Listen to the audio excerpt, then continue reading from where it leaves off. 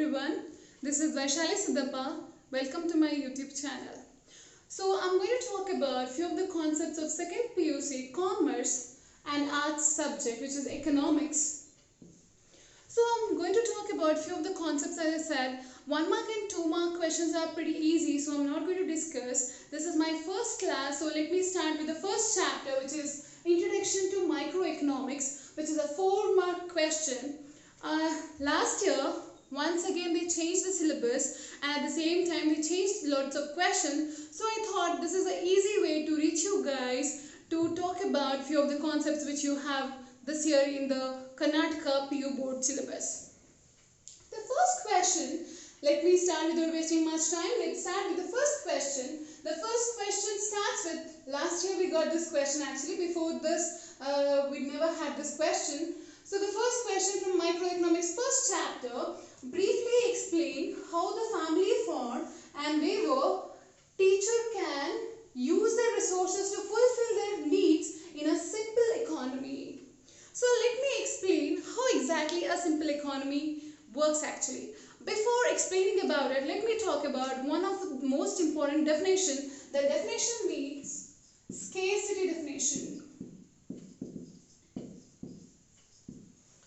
The definition is scarcity definition. We have very famous 3 definitions. That first one is presented by definitely Adam Smith, who is the father of economics, and the theory name is welfare definition. And the second definition is Alfred Marshall definition, which he presented, that's welfare definition. And the third and most important, very scientific definition what we have, that is a scarcity definition.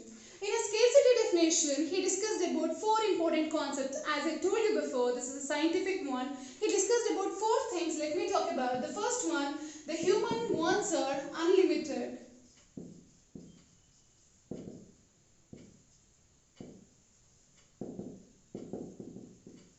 Human wants are unlimited. So I'm using all computerized words, so make it correct, don't write this. Human wants are unlimited. That means, so everybody, the human being, the person who is about to die, the baby who is newly born, who is an infant baby, everybody is having some desires. So nobody can say that, so this is the last option, this is the last desire what I have. So after this, I'm not going to consume anything, this is not going to happen. So one after one, simultaneously sometime, you're going to satisfy yourself by buying lot of goods and services. So when you're going to buy a lot of goods and services, in that sense, let me come with the next point. That is, but in front of human wants, the resources are in short. Otherwise I can use one of the word, scarcity.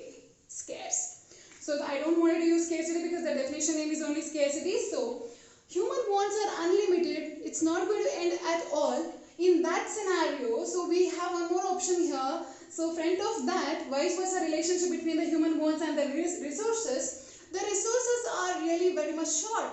We have scarcity. So till now, nobody can say that this is the particular good. You have plenty in economy, in this world, in nature. It is not going to be possible.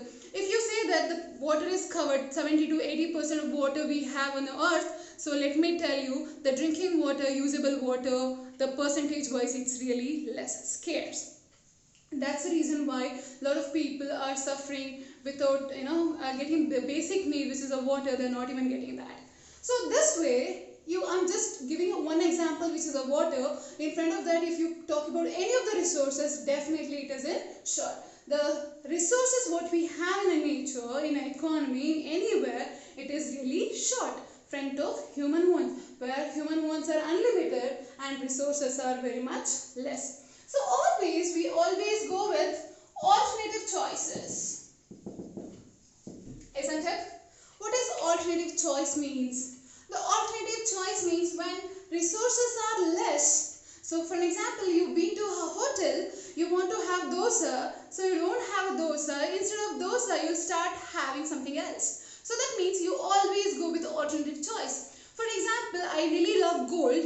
So my doors are not gold one, it is a wooden one. The reason we have a scarcity of gold. So always you will go with alternative choices. So if you don't have the blue color, you will go with the green color. If you don't have a green color pen, so I'll go with the red color one. So if you don't have iron, so you will go with some alternative, some kind of a mineral. So this way, for each and everything, you will be having an alternative. So you will go with alternative choices.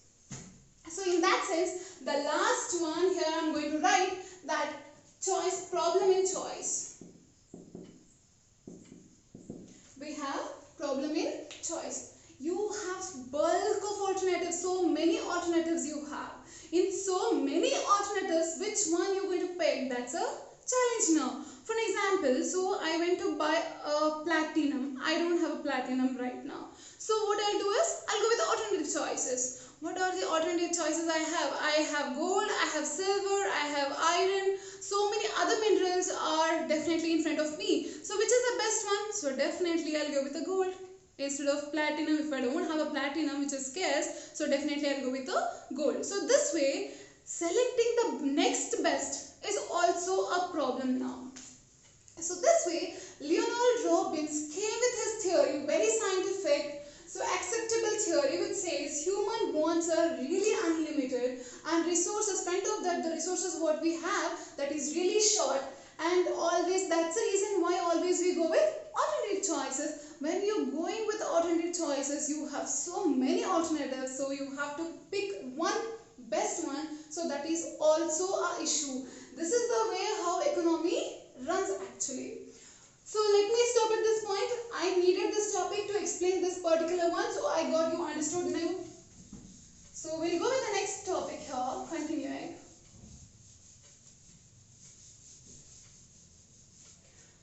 So everybody is having a scarcity. That is the topic which I wanted to explain now. When you have a scarcity,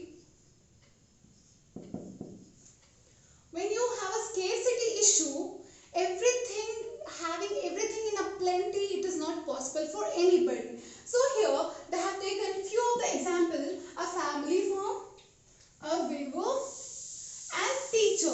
How exactly they going to run their lives?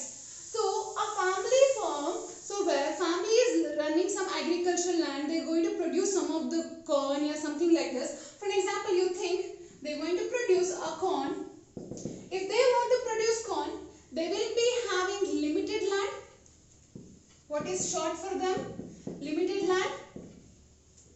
They will be having limited machineries, limited raw materials. For them also, every resources are in short. Okay.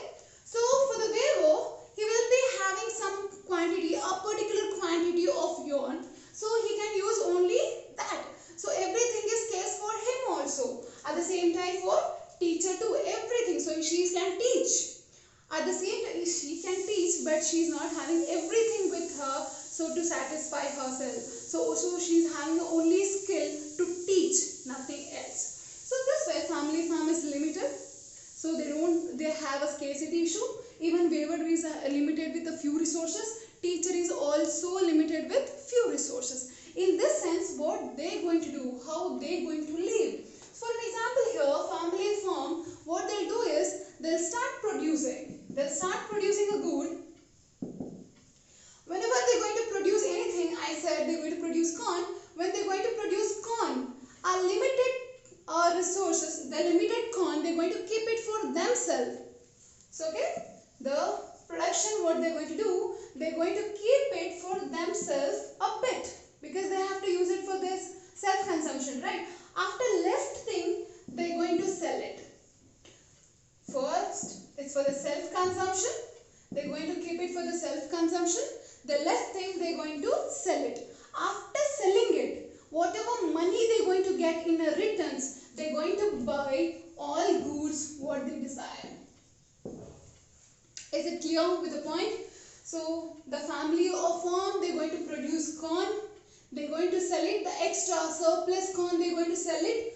After selling, by keeping for the self-consumption, by keeping it, they're going to sell it. After selling, so whatever money they're going to get for exchange, so they're going to buy all goods and services. The same thing with the weaver and teacher. So weaver is also going to sell his goods and services, whatever he is going to produce. After that, whatever money he is going to get, in that he is going to lead his life. The same story with the weaver and teacher.